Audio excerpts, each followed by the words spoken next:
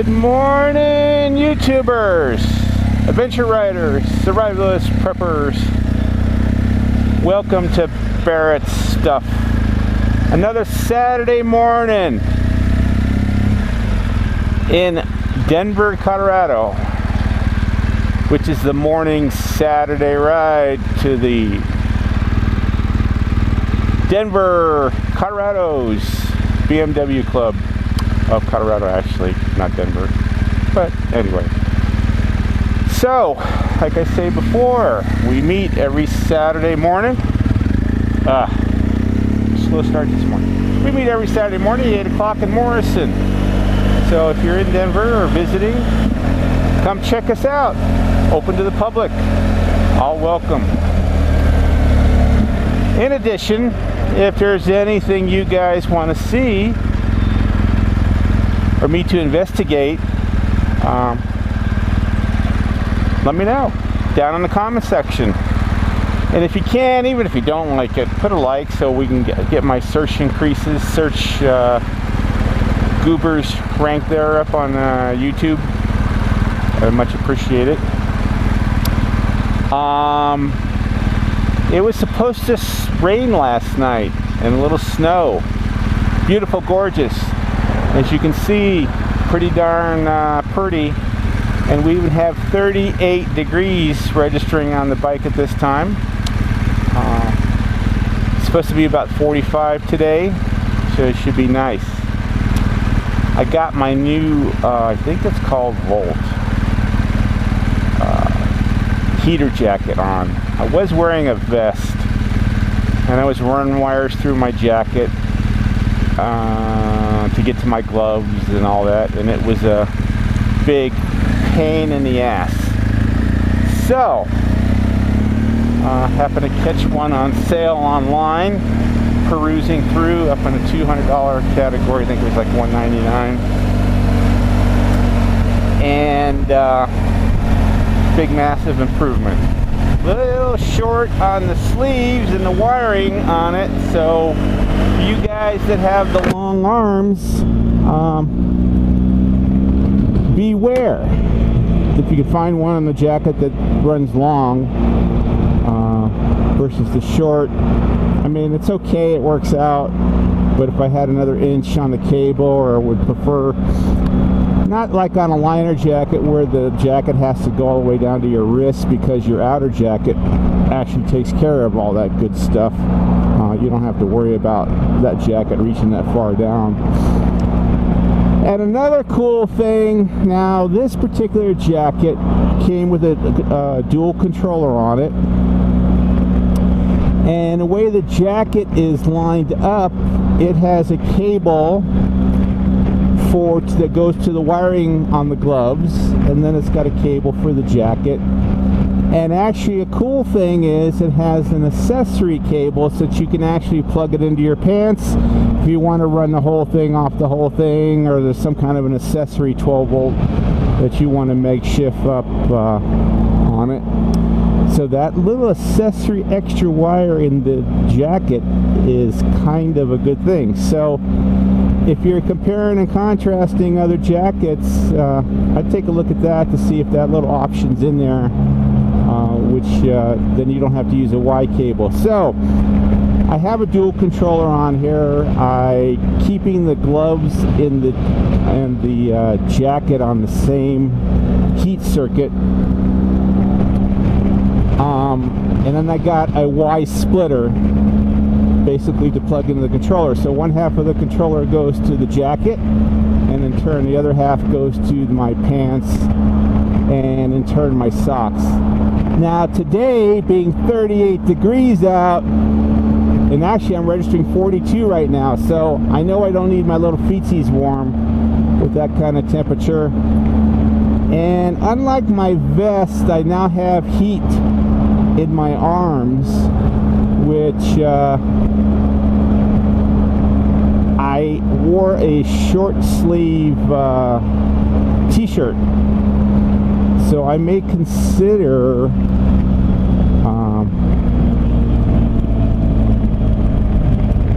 may consider wearing a long sleeve shirt with it, because the plastic jacket warming kind of makes it feel kind of sweaty on it. So compared to last week's video that you saw on my navigation, possibly, you can see how those mountains have melted away. Like I said, it was supposed to rain last night. It would maybe been a nice little, if we got a little bit of warm rain to wash out some more of the snow on the road. But anyway, but I think to buy it today is going to be so like I discussed last week, my CanSmart took a dump, which they sold me the wrong one, and blah blah blah blah blah. So it was so cold, I was going to work on it in the BMW parking lot. So I said, nah, I let them do it. You know, the place is empty. They got no work because everybody's not taking their bikes in on a freezing cold day. So they installed the CAN bus for me. Cost me like $90 with my club discount. And don't forget, if you belong to the BM Club, BM of Colorado, or actually even National BMW, you get 10% discount at BMW of Denver. So my little 10% on labor helped out, so saved $10 on $100. So it cost me about $90 for them to install the CanSmart. And you know, it's unhooked from the battery, plug and play. It was just too freaking cold, so I just sat, drank coffee, bullshit. The BMW Denver's got bagels and stuff on Saturdays, so after I have breakfast here in Morrison, I go down there and have more breakfast. I'm an old guy, I gotta eat. But look at them gorgeous mountains, huh? Look at that. And I was noticing the camera angle on my thing. I'm getting a good shot of the TFT display, so I'm going to get that down there, looking at that for you guys that haven't seen it. But it's just great. Now, having this bag in the way kind of obstructs my view of my speedometer a little bit. But I can actually, on the GPS motor 6 there, I can actually put my speeds and stuff up on there.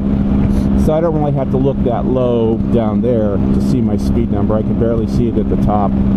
But that's it as far as that goes. So back to the CAN bus. I got my horns now. Got my Denali air blaster working. Got my front lights working. I'm going to wash the bike today. So I think maybe after I wash the bike, I'll do a little presentation vehicle on the bike. I haven't done it. We all know what the bikes look like. But I bought the bike used, as I explained in previous videos. Guy had heart problem or something like that, so I picked up the 2018 for like $2,200 and had a ton of accessories on it. Had the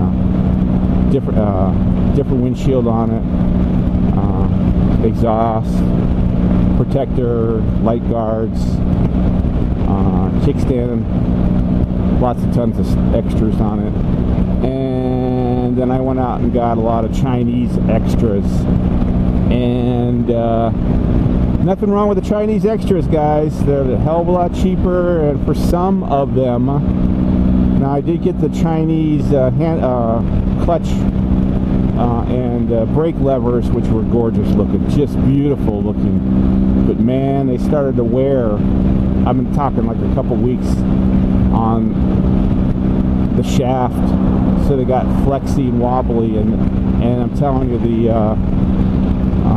clutch control is very, very, very, very, very, very critical on this bike on the way it adjusts. So I was having clutch issues. So I had to, because the first day I got the bike, I don't know if I explained this before, but the first day I hit the bike, I dropped it, and I broke the frickin' clutch handlebar. And you know, on where that little seam is, or little indentation where they're supposed to break, that's where it broke. So actually, I never really need that far of an extension on my clutch, So I'm perfectly fat, dumb, and happy with that. It just looks weird. And then my project, I don't like the way the bark guards. I don't like the way they look, but the protection they form. And I'm going to get something, not these plastic guards. I'm going to get something with a good piece of chunk of aluminum in there to help protect those handlebars as far as that goes. So cruise control on.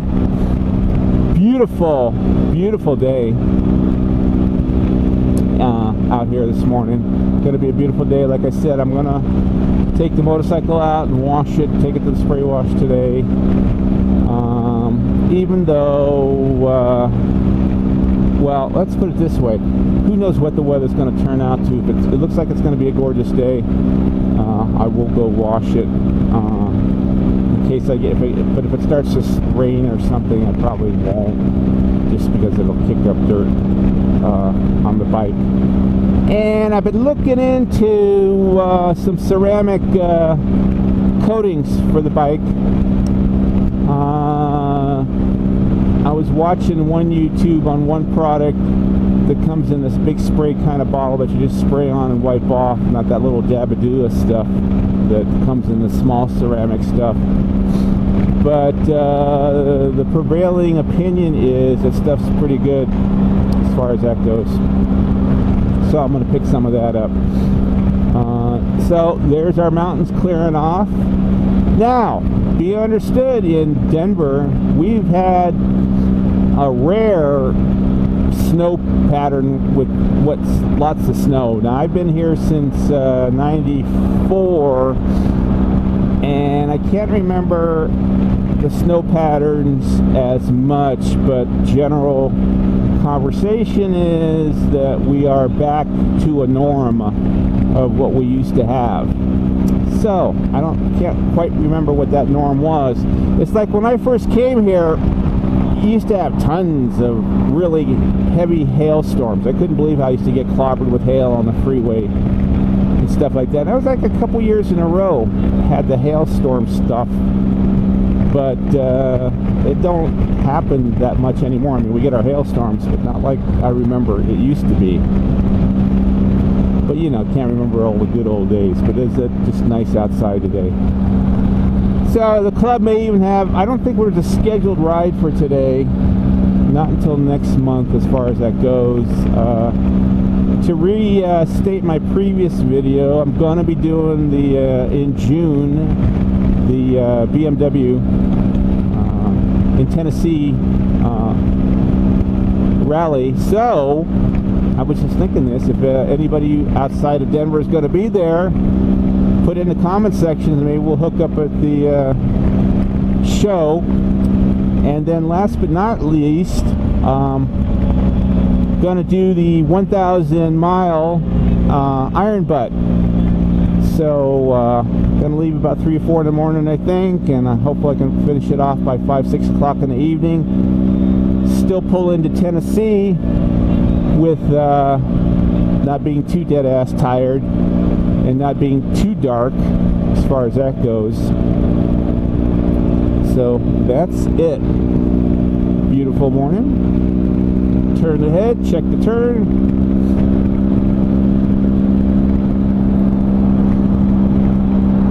And there's another good shot. Now there's Lookout Mountain that I explained in the last video, but farther away. I don't know if you can get a good shot of those. That's our digital antennas in Denver up there on the hill. I know this GoPro doesn't like taking the long distance stuff, so that's that as far as that goes.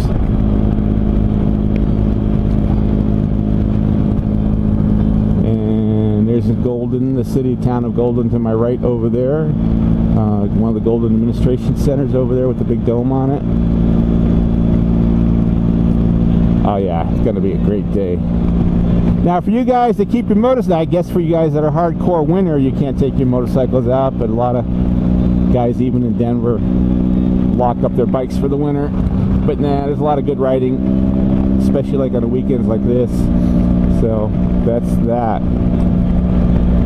So the jacket is a little, I'm just getting used to the settings on the controller, but now I'm back at 37 degrees outside.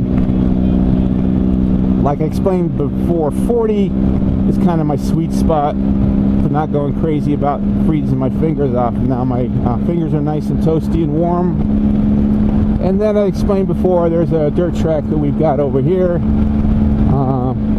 And, you know, it hardly ever gets used that much. But you spend your 20 bucks, 25 bucks and get your dirt out of the way for at least practicing if you want to take your expensive bike and be in a safe, gentle area to crash, because I'd rather experiment on soft dirt over there than up in the mountains. And then to talk about experimenting, I want to get a little bit more comfortable with this bike during the summer, because I'll be putting a lot more miles on it. And being an old guy, you know, 66 years old, not as frail and agile as you younger dudes. I want to start rigging this. I want to start putting some wheelies on this thing. So we'll see how that goes. I could never imagine doing that with my Goldwing. And there was a couple guys on YouTube. They're pretty good. You know, guys, I know you're watching this on YouTube, but you know, that's the best. A lot of good instructional videos out there on bikes and gear and what to buy. So, you know, always check out those channels and see what the other guys have to offer. That's like how I bought this bike, man. I watched tons and tons and tons of reviews prior to buying this bike, and you know, everybody driving them and all that, all their opinions, and that's how I bought the bike. Just watching those videos and learning and learning. I knew more about the bike walking in the showroom floor than your average bear without even setting foot on one. And I'm going to add a little caveat to that. You know, it's a quandary. It's like they say, only 3% of the GSA riders take their bike off-road. So, like everybody says, this is not a single track bike, but I've seen them do it. You know, I guess when you're a sponsor and you got a bike to throw away or something else like that, and again, you got the young, you're the young dude, that you have a little bit more energy. You know, picking this bike up by yourself is a project. Now, in my saddlebag, I have a big pull strap and stuff like that, because one day I was riding it on a dirt road that had, you know, two large tire ruts going along it. You know how it looks like a big wavy S. So I dumped the bike, and that bike got leaned over into the rut. So it was locked into that rut. And the rut on the bike side, I mean, the bike was leaning into that top edge of the rut on the hillside, and you just can't get your body in there to lift up the bike. So I had to take all my energy and pull the bike parallel to the road, and then I can get in there and lift it up. And that was funny. That was going to my first phase 1 dirt course that morning. Here I am dumping the bike going to the dirt course in the morning, but that was a little bit funny for like that. So this so be aware, if you're an older guy, this bike is a project trying to get up. So if you're out in the middle of the dirt and stuff like that, or a big steep heavy incline and your bike takes a dump, you got to watch out. So we are in Morrison. Here's the town of Morrison. I got a bike ahead of us. So I'm going to cut this short. We made it the whole trip with a discussion. I'm impressed with myself. So again, guys, thank you for watching this morning. Give those likes if you can, and we will catch you later.